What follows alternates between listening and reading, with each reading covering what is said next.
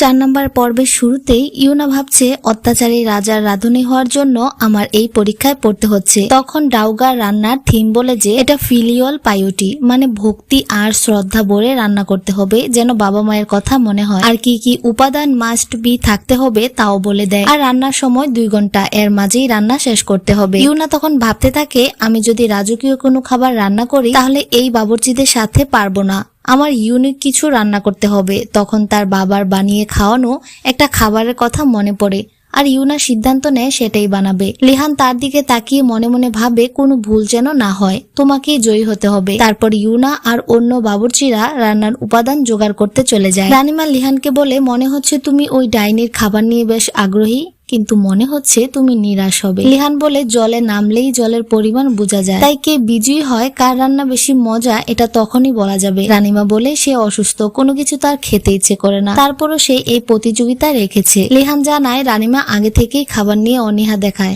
আমাদের নতুন রাঁধুনি আপনার খিদা বাড়াতে পারে কিনা সেটাই দেখা যাক। লিহান মনে মনে ভাবে তার রান্না আমাকে তার শাস্তি দেওয়া থেকে আটকেছে, এবার দেখা যাক কি হয়। উপস্থিত সবাই তখন বুঝতে পারে মহারাজ আসলে ইউনার রান্না অনেক পছন্দ করে। এদিকে বাবুর্চিরা সবকিছু নিয়ে নিচ্ছে, ইউনা কিছুই পাচ্ছে না। সে লাস্টে যা থাকে তা চেটেপুটে আনছে, কিন্তু তারপরও তার একটা উপাদান খুবই কম। সে বসে বসে ভাবছিল কি করবে। তখন তার হাতের কাছে পালং শাক দেখতে পায় আর ভাবে এই সবজি রানিমার অসুস্থতার জন্য ভালো হবে। তখন রান্নাঘরের প্রধান সেখানে আসে, তাকে দেখে বলে বাকিরা তো সেই কখন চলে গেছে। ইউনা জানায় তার একটা উপাদান কম, তাই সে যেতে পারছে না। তখন প্রধান জানায় এই উপাদানটা অনেক আগে তার কাছে আছে। তারপর সে ইউনাকে নিয়ে সেখানে চলে যায়। এদিকে মন্ত্রীরা রান্না প্রতিযোগিতা নিয়ে কথা বলছে, অন্যদিকে বাবুর্চিরা রান্না শুরু করে দিলেও ইউনা তখনও আসেনি। অনেকক্ষণ পর সে ফিরে আসে। ইউনা সাহস জুগিয়ে রান্না শুরু করে, তারপর রান্না করতে থাকে আর তাকে নিয়ে সবাই সমালোচনা করতে থাকে। রানিমা অন্য বাবুর্চিদের খাবার দেখে বলে এগুলো খুব মজা হবে। লিহানের সম্মতি জানতে চাইলে লিহান বলে তাদের রান্নার স্বাদ তো জানাই আছে, এই আর নতুন কি। ডাউগার বলে রাজামশাই মনে হয় এখনো ওই ডাইনির রান্নার জন্য অপেক্ষা করছেন। লিহান বলে হ্যাঁ, রান্নাঘরের চিফ বাবুর্চি একটু স্পেশাল ভাবেই সবকিছু তৈরি করবে। তাও ডাউগার বলে তোমার যেমন স্বাদ লেগেছে আমার কি এমন স্বাদ লাগবে? লিহান বলে অবশ্যই লাগবে, মানুষের জবান মিথ্যা কথা বললেও মানুষের জিহ্বার স্বাদ কখনো মিথ্যা বলে না। এদিকে ইউনা রান্না করছে, তখন তার মনে পড়ে খাদ্য প্রধান বলেছিল এই খাবার রানিমা ডাউগারের অনেক পছন্দ। তার বিয়ের পর সে কিছুই খেতে পারতো না, তার মা তাকে চালের স্যুপ রান্না করে দিয়েছিল। এখানে বাবুর্চিদের সেই খাবারের বিবরণ দিলেও তারা এত বছরও সেটা রান্না করে দিতে পারেনি। তো ইউনা ভাবে সে কি রানিমার জন্য এই স্যুপটা বানাবে। তখন তার মাথায় একটা খাবারের আইডিয়া আসে, কিন্তু সেই খাবারটা বানাতে আরেকটা উপাদান লাগবে যেটা তার কাছে নেই। তাই সে আনার জন্য যেতে চাইলে তাকে আটকানো হয় আর রাজার সামনে নিয়ে আসা হয়। রানিমা বলে খাবারের মাঝে আর কোনো উপাদান আনা যাবে না। তখন রাজা জানতে চায় তার কি লাগবে। ইউনা কিছু বলার আগেই মগজু বলে এটা অন্যায়, সে আর কোনো উপাদান আনতে পারবে না। সে দেখে নিয়েছে বাকি বাবুর্চিরা কি বানাচ্ছে, এখন সে নিজের উপাদান বদলে নেবে। সে আসলে এই প্রতিযোগিতার যোগ্যই না। ইউনা তখন বলে বলা হয়েছে রান্নার মাঝে আনা যাবে, এখন তো সময় আছে। মগজু বলে কিন্তু তুমি তো দেখে নিয়েছো তারা কি রান্না করছে, তাই এই ডাইনিকে যাওয়ার অনুমতি দেওয়ার কোনো দরকার নেই। ইউনা বলে আমি সামান্য জিনিস আনবো আর তাদের কোনো কিছুই কপি করছি না, আমার সময় চলে যাচ্ছে। তখন রাজা বলে মগজু যা বলেছে তা ঠিক, কিন্তু 2 বার উপাদান আনা কোনো অন্যায় না, তাকে আরেকটা চান্স দেওয়া হোক। যদি এবার সে না পারে তাহলে তার 2টো হাতই কেটে ফেলবেন। এই কথা শুনে মগজু অনেক খুশি হয় আর ইউনা ভাবে এই লোক কি পাগল নাকি। তারপর সে অনুমতি পেয়ে যাওয়ার সময় দেখে সময় প্রায় শেষ হয়ে যাচ্ছে, সে এখন গেলে আর রান্না করে শেষ করতে পারবে না। তাই সে গিউমকে পাঠায় আর নিজে রান্নায় ফিরে আসে। এদিকে মগজু গিউমের পেছনে তার দাসীকে পাঠায়। ইউনা মন দিয়ে তার রান্না করতে থাকে, সে গিউমের জন্য অপেক্ষা করতে থাকে, কিন্তু গিউম তো আর আসে না। এদিকে গিউমকে মগজুর দাসী ধাক্কা দিয়ে ফেলে আহত করে ফেলে। অনেকক্ষণ পর গিউম আসে। মগজু তার কপালে রক্তের কথা জিজ্ঞেস করলে গিউম বলে পরে বলবো, আগে আপনি রান্না শেষ করুন। ইউনা তার রান্নার নতুন উপাদান যোগ করলে দাদিমা বলে ডাইনি আবার খাবারে কি যোগ করলো। তার দাসী বলে আমি বুঝতে পারছি না, তারা ইউনার রান্নার নিয়ম বুঝতে পারছে না। সুযোগ বুঝে মগজু বলে যদি এই খাবার খেয়ে সবাই অসুস্থ হয়ে পড়ে তাহলে কি হবে। আরেকজন বলে দাসী খেয়ে টেস্ট করে দিলে আবার অসুস্থ হবে কি করে। তখন দাসী বলে আমি নিজেও জানি না সে কেমন খাবার বানাচ্ছে, তাই অসুস্থ হব কিনা বুঝতে পারছি না। তখন রানীমা বলে তাহলে কি আমার এমন খাবার খাওয়া উচিত হবে।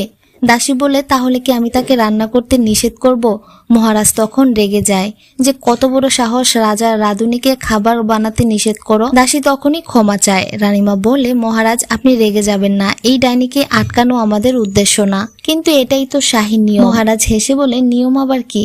আমি তো যে রাধুনী নিয়োগ দিয়েছি সেই রাধুনীর উপরে সবাই আঙ্গুল তুলেছে, আমার সিদ্ধান্তকে অবমাননা করেছে, আমি তো সেই জন্যই এই প্রতিযোগিতায় এসেছি। রানীমা বলে, ভুল বুঝবেন না মহারাজ, আপনার সিদ্ধান্তকে অবমাননা করার সাহস আমাদের নেই। তখন রাজা মনে মনে ভাবে, ইউনাকে তাড়ানোর জন্যই যে আপনারা এই আয়োজন করেছেন তা বেশ ভালো করেই বুঝতে পারছি। তারপর সব বাবুর্চিদের রান্না করা খাবার দেওয়া হয়, সবাই খেয়ে প্রশংসা করে। তারপর ইউনার পালা।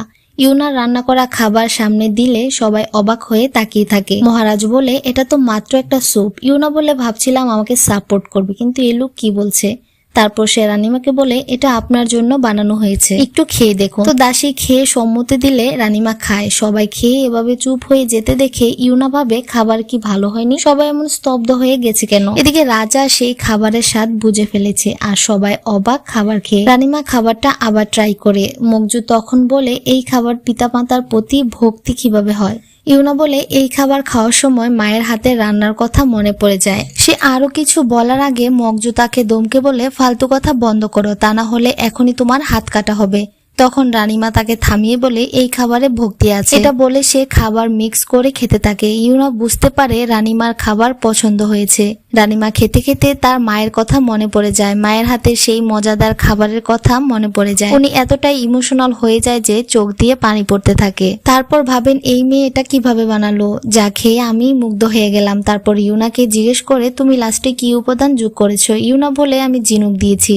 রাজামশাই বলে, জিনুক দেওয়াতে এই খাবারের স্বাদ 100 গুণ বেড়ে গেছে। এটা শুনে ইউনা খুশি হয় আর ভাবে, এখন একদম একটা ভালো রাজা লাগছে। মকজু তখন ভাবে, অসভ্য মেয়ে, এভাবেই তাহলে রাজাকে হাতে নিচ্ছিস। রানীমা তখন বলে, তুমি এটা তাহলে এভাবে বানিয়েছো? ইউনা বলে, হ্যাঁ, আপনি সারা জীবন যেই স্বাদটা খুঁজেছেন তা এই সুপেই আছে। রানীমা তখন পালং শাকের কথা জানতে চাইলে ইউনা বলে, সে তখন দেখেছিল রানীমা অসুস্থ আর তার হাত কাঁপছে, তাই সে এই স্বাস্থ্যকর খাবার বানিয়েছে। খাবারও এক প্রকার ঔষধের মতো। রানীমা খুশি হয়ে বলে, তুমি আসলেই অনেক বুঝদার আর বুদ্ধিমান, তোমার উপর আমার আর কোনো প্রশ্ন নেই, কিন্তু তুমি কি সবসময় আমাকে এমন মজাদার খাবার বানিয়ে খাওয়াবে? ইউনা খুশি হয়ে বলে, হ্যাঁ অবশ্যই।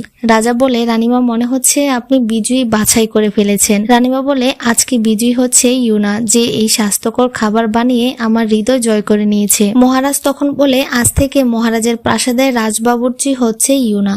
সবাই খুশি হলেও মকজু খুশি হয় না, সে সবার আগেই চলে যায়। তখন রাজা বলে, এখন শাস্তির সময়, বাকি 2 বাবুর্চির হাত কাটা হোক। আর কথা মতো তাদের ধরে কাঠারের কাছে আনা হয় আর সত্যি সত্যি হাত কাটার সিদ্ধান্ত নেওয়া হয়। তখন ইউনা ভাবে, এ রাজা সত্যি ভয়ঙ্কর। চিৎকার দিয়ে উঠে আর রাজাকে থামায়। রাজা বলে, তোমার এত বড় সাহস, আমাকে থামানোর সাহস কি করে করো? ইউনা বলে, এমন করবেন না মহারাজ, রানীমা তাদের খাবার খুব পছন্দ করে খেয়েছে, তাদের হাত কাটলে আপনি রানীমার পছন্দ অসম্মান করবেন। তার কথা শুনে রাজা রেগে যায় আর বলে, তোমার রান্না ভালো বলে আমি তোমাকে বাঁচিয়ে রেখেছি, তুমি কি না আমার উপরই হুকুম করো? এখনই মরতে চাও নাকি? ইউনা বলে, না, আমি বাঁচতে চাই, এই বাবুর্চিরও বাঁচতে চাই। এটা একটা রান্না প্রতিযোগিতা ছিল, তাহলে কিভাবে একটা মৃত্যু মঞ্চ হয়? একজন বাবুর্চির হাত কেটে ফেলা মৃত্যুর চেয়েও কম অংশ নয়। কিন্তু রাজা কোনো কথা শুনে না, সে আবার হাত ওঠায়। কিন্তু তখন রানীমা রাজাকে আটকে বলে, ইউনা যা বলছে তা ঠিক মহারাজ, প্রথম থেকেই আমার ভুল ছিল, আমি আপনার এই সিদ্ধান্ত মানতে পারছিলাম না। আপনার বাবা হরিণ পছন্দ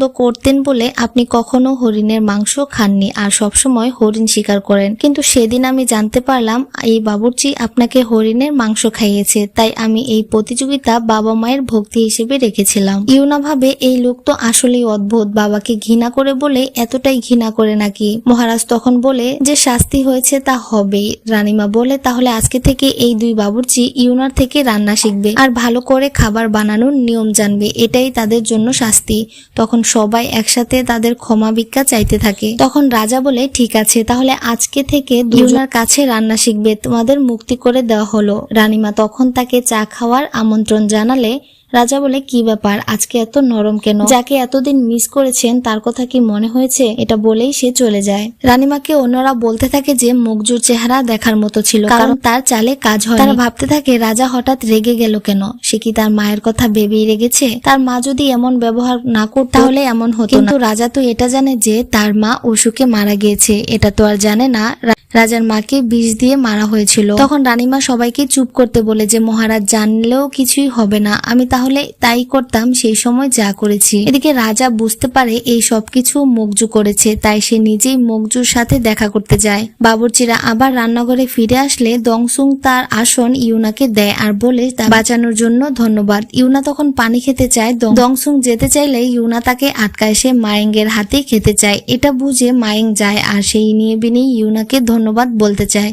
তো ইউনা তার বানানো খাবার খেতে চাইলে সে নিয়ে আসতে যায় আর সবাই তখন হেসে ওঠে। গিউম বলে, বা রাজবাবুর্চির হুকুম সবার উপরে, এটা সবাই বুঝতে পারছে। তখন ইউনা গিউমের আঘাতের ব্যাপারে জানতে চাইলে গিউম বলে, আমি জানি না, কেউ একজন ধাক্কা দিয়েছে আর আঘাতের ফলে আমি নিচে পড়ে যাই, তখন গঙ্গিল এসে আমাকে বাঁচায়। এদিকে মগজু তার দাসীর সাথে বলছে এই মেয়েকে হালকাভাবে নেওয়া যাবে না, এই মেয়ে নিশ্চয়ই কোনো উদ্দেশ্য নিয়ে এসেছে, হয়তো কারো হয়ে কাজ করছে, কিন্তু রান্না সে ভালো পারে যার কারণে মহারাজা তাকে পছন্দ করেছে। দাসী বলে, তাকে কি কিডন্যাপ করে অন্য কোথাও পাঠিয়ে দেওয়া যায় না? মগজু বলে, এই মেয়ের কপাল ভালো, তাই কোনো উল্টাপাল্টা কাজ করা যাবে না, তার সামনে একটা ফাঁদ দিতে হবে। তখন সেখানে মহারাজা চলে আসে আর মগজুকে বলে, তুমি ঠিক আছো? মগজু বলে, হ্যাঁ, মাথা ব্যথার কারণে তাড়াতাড়ি ফিরে আসলাম। রাজা কোনো ভনিতা না করে বলল, আমি শুনলাম আপনি নাকি এই প্রতিযোগিতার আয়োজন করতে বলেছেন আর হংকে কারাগারে নিক্ষেপ করার ব্যাপারে সবাইকে নাকি আপনিই বলেছেন। বাইরে থেকে এসব শুনে সাংজি আনন্দ পাচ্ছিল, মানে মগজু তার সাথে লাগতে আসা, সে এখন মগজুর অবস্থা দেখাবে। রাজা খুব রেগে যায় যে আমার নিয়োগ দেওয়া বাবুর্চির ব্যাপারে বিরোধিতা করার অধিকার তোমাকে কে দিয়েছে? তুমি জানো এক রাজার বিরোধিতা করার শাস্তি কি হবে? মগজু বলে, মহারাজ আপনি এই ডাইনির পক্ষে কথা বলছেন।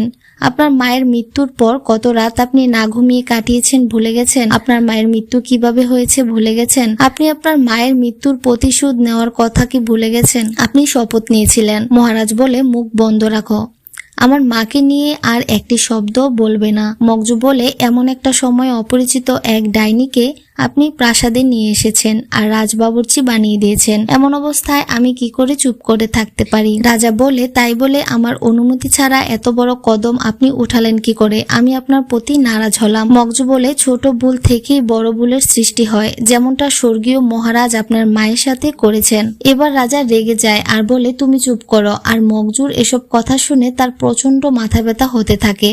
মগজু তাকে শান্ত করতে আসলে সে তাকে বাধা দেয় আর কামরা থেকে বেরিয়ে যায়। এদিকে রাজকুমার জিসুন বলছে, এত সহজে রাজমাতাকে হাত করে ফেলেছে, এই ডাইনি তো সামান্য না, তার খাবার আমারও খেতে হবে। গুপ্তচর বলে, সামনে রাজার সাথে বোঝ আছে, তখন খেতে পারবে। সে গুপ্তচরকে জঙ্গলের হামলাকারী সম্পর্কে জিজ্ঞেস করে। গুপ্তচর বলে, কিম ইয়াংসন কিমসন এর বড় ভাইয়ের মৃত্যুর বদলা নিতে একাই এগিয়ে এসেছে। জিসুন বলে, তাকে বলেছিলাম সময়ের জন্য অপেক্ষা করতে। জিসুন তার সাথে দেখা করতে চাইলে রক্ষী বলে, সে একজন মুখোশধারী, সে নাচ করে। তখন আমরা গঙ্গিলকে দেখতে পাই। মানে কি গঙ্গিল কি রাজাকে মারতে চায়?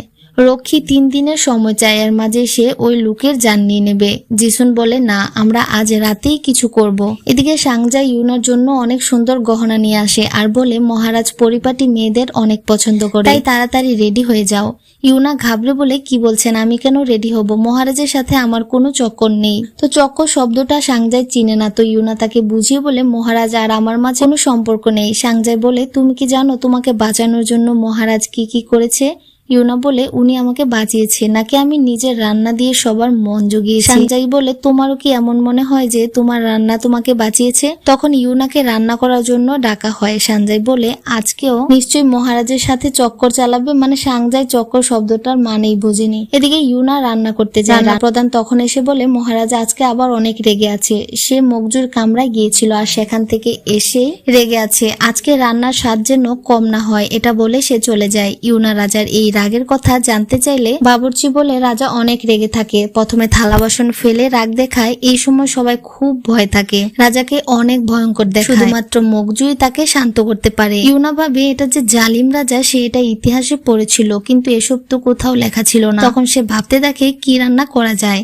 তারপর সে ভেবেচিন্তে একটা সুন্দর আইটেম রান্না করে, যা দেখতে খুবই সুন্দর আর খেলে মন ভালো হয়ে যায়। তারপর সে রাজার কামরায় যায়, সেখানে মেয়েরা ভয়ে ছুটে পালাচ্ছিল। ইউনা দেখে রাজা খুবই রেগে আছে। খাবার রাখা হলে মহারাজ সব কর্মচারীদের চলে যেতে বলে। দাসী বলে সবাই চলে গেলে কে খাবার সার্ভ করবে, এটা বলে রাজা আরো রেগে যায়। সবাই চলে যাওয়ার সময় রাজা ইউনাকে আটকায় আর বলে তুমি এখানেই থাকবে। তো ইউনাকে রেখে সবাই চলে যায়। মহারাজ বলে আজকে কি কি বানিয়েছো বলো। ইউনা আজকের বানানো পাস্তা দেখায়, আর পাস্তা উচ্চারণটাই রাজা ঠিকঠাক বলতে পারে না। যাই হোক, শেষমেশ ইউনার প্রথমে খাবার টেস্ট করে তারপর রাজাকে খেতে নিলে ইউনার মতো রাজাও পেঁচাতে চায় কিন্তু পারে না, তাই সে রেগে যায়। পরে ইউনাই তাকে খাইয়ে দেয়। খাবারটা এত মজা ছিল যে সে নিজের হাতে গপাগপ করে পুরো পাস্তাটাই খেয়ে নেয় আর বলে এত মজার খাবার সে আগে খায়নি। ইউনা বলে এই পাস্তা তার বাবা তার জন্য বানাতো যখন তার মন খারাপ থাকতো। আজকে তো লক্ষ্য করেছে মহারাজের মন খারাপ, তাই সে এই খাবারটা বানিয়েছে। রাজা তখন ইউনার মায়ের সম্পর্কে জানতে চাইলে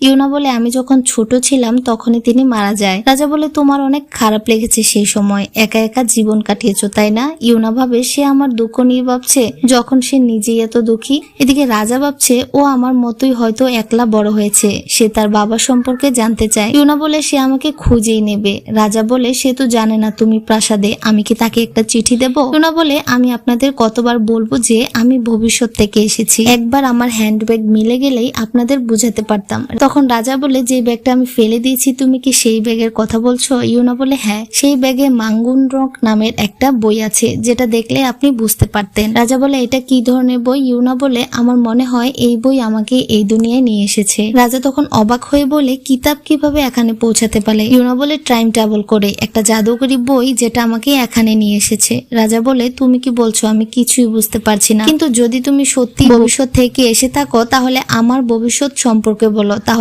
আমি বিশ্বাস করব আর তোমার ব্যাগ খুঁজে এনে দেব। তো ইউনা ভাবে সে কিভাবে ভবিষ্যৎ সম্পর্কে বলবে যেখানে রাজার সব কুকীর্তি বলা আছে। সে ভাবে ভবিষ্যৎ তো আর বদলাতে পারবে না। সে বলে এই বছরটা আপনি ভালো করে কাটাতে চেষ্টা করুন, রাগ করবেন না আর আপনজনের থেকে একটু দূরে থাকবেন।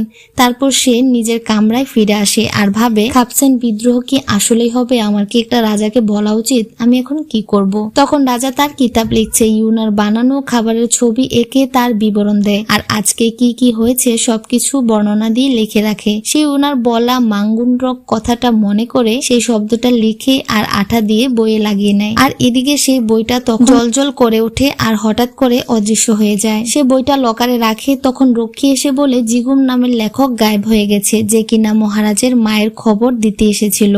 কেউ তাকে মেরে সবকিছু নিয়ে গেছে। মহারাজ একা একা ভাবে জিগুমকে যেই খবর আনতে পাঠিয়েছিল তার কথা কেউ জানে না, তাহলে কে এমন করছে, কেনই বা আমার মাকে এমন শাস্তি দেওয়া হলো, সে কি করেছিল, আমি কাকে বিশ্বাস করব, আমি কি সবসময়ের মতো আবারও একলা হয়ে গেলাম। তখন প্রধান খোঁজা এসে বলে মহারাজ ভেতরে চলুন, বাইরে অনেক ঠান্ডা। রাজা তখন মদ খেতে চায় আর একা একা অনেক মদ খেতে থাকে। খোঁজা বলে খালি পেটে এত মদ খাওয়া ভালো না। সে ইউনাকে ডেকে খাবার আনতে বলে। ইউনা ঘুম ঘুম চোখে খাবার বানাতে থাকে, তারপর মহারাজের জন্য নিয়ে যায়। রাজা তো মদ খেয়ে একদম কাত হয়ে পড়ে আছে। ইউনা কাছে গিয়ে বুঝতে পারে মহারাজ ড্রিঙ্ক করেছে। সে ডাকলে রাজা তার হাত ধরে কাছে টেনে নেয় আর বলে চুপচাপ আমার কাছে থাকো, একটু নড়াচড়া করবে না। রাজা চোখ বন্ধ করলে ইউনা তাকে দেখতে থাকে যে ঘুমালে রাজা কত শান্ত। তখন তার চোখ থেকে ফোঁটা ফোঁটা চোখের পানি পড়তে থাকে। রাজা তখন চোখ খুলে ইউনাকে কিস করে দেয়, মানে এটাই তাদের প্রথম কাছাকাছি আসা। তারপর এই এপিসোডটা এখানেই শেষ হয়ে যায়। তো পরবর্তী পর্ব আবার শনিবারে রিলিজ হবে আর আমি এক্সপ্লেইন করে দেব। অবশ্যই আমার চ্যানেলটা সাবস্ক্রাইব করে লাইক কমেন্ট করে সাথেই থাকবেন। ধন্যবাদ।